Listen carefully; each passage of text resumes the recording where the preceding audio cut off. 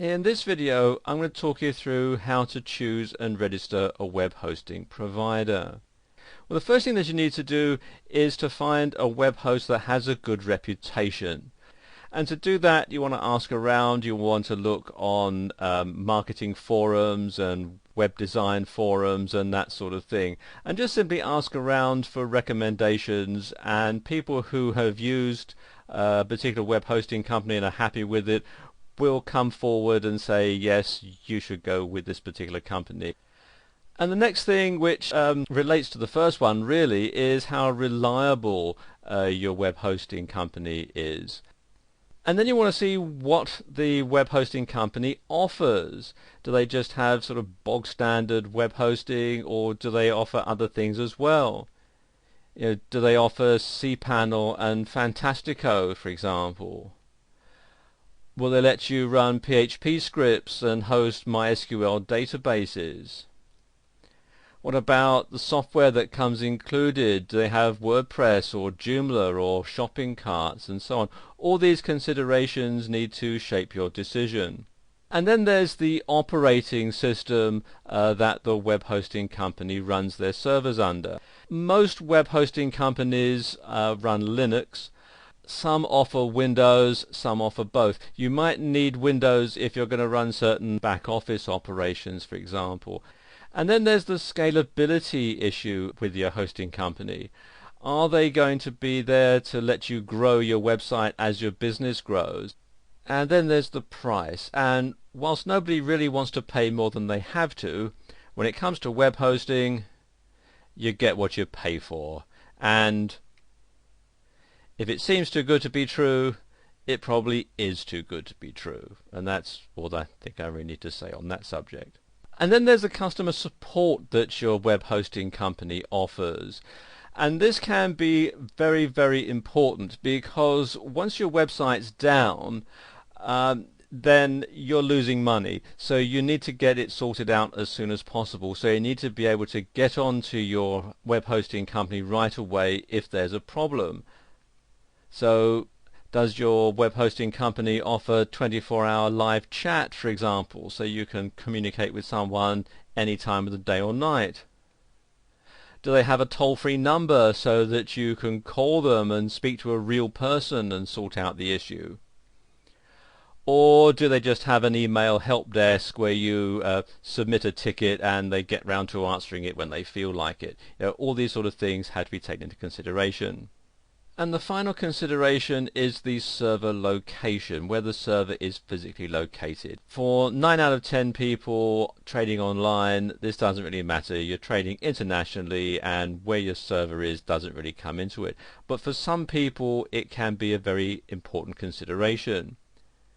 For example, if you run a website for an offline business and most of your customers are local, then it makes sense to have a web server, if not locally in the same town, certainly within the same country, simply because you can then avoid currency fluctuations because the bills will be in your local currency. And then there are the legal issues. Now, I'm not a lawyer, so I'm not going to go into a lot of detail about this. But do bear in mind that every country is different. There are some things that are perfectly legal to do in your home country that might get you sent to jail if you do them somewhere else. Now, if you have your web hosting in a different country to the one where you live or where your business is based, you need to make sure that your website complies with the laws in both countries. Now, for most people, this isn't an issue at all. But if your website is on what might be considered a contentious subject, for example, you have an online gaming site or an adult website, or you sell products that are regulated like alcohol or pharmaceuticals, or even if you're selling a product that's based on public domain content, copyright laws are different in different countries. So you have to take these into consideration. So if you are in any doubt as to whether the legality of what you're doing in the country where your website is hosted is different from what you are at home, then the best thing to do is to have a web host in your home country, and you could even go so far as to have your domain registration and credit card processing all in your same country as well, because then it just falls under one jurisdiction, and that's not legal advice, it's just common sense. And the final consideration is if you have your own server and you're just renting the rack space, then obviously you want to make sure that the data center isn't all that far away, so that if there is a problem you can get in your car and go down and sort it, or get your engineer to go down and sort it. So like I say, for 9 out of 10 people watching this video, location isn't going to be a problem, but if you're the 1 in 10 person, then it's something that you need to consider very carefully. Now, one company that has an excellent reputation and ticks a lot of the other boxes as well is HostGator, which you'll find here at HostGator.com. And it's very simple to sign up with HostGator, and as you can see, their prices aren't too bad either. What you do is come down to where it says View Web Hosting Plans, and it takes you to this page, and you can see the different hosting plans and also what you get with them. For example, they've got cPanel and MySQL databases and software like Joomla and WordPress and so on. So let's say I'm just starting out and I decide I want to go with their so-called hatchling plan, which you can find here. All you have to do is click on the Order Now button.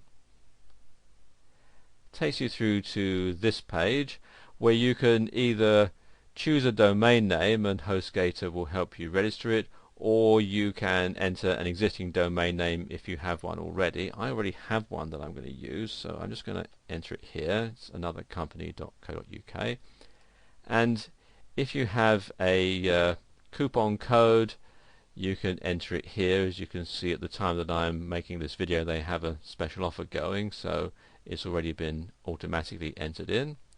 And then click to step 2, and this is basically where I put in all the billing information,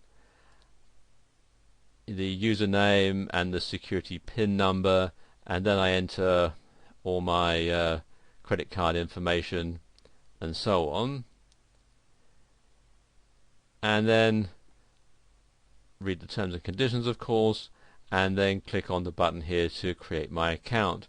And what will happen next is HostGator will set this up for me, and then they'll send me an email which will have the name servers listed, and then what I'll do is change the name servers on my domain registrar so that they point to HostGator, and that's it. After, it can be up to an hour or so to get it all set up, but then I can simply log on to my website, log into my cPanel, start uploading all the data that I want to have on my website, and hey presto, I'm in business. It's that simple.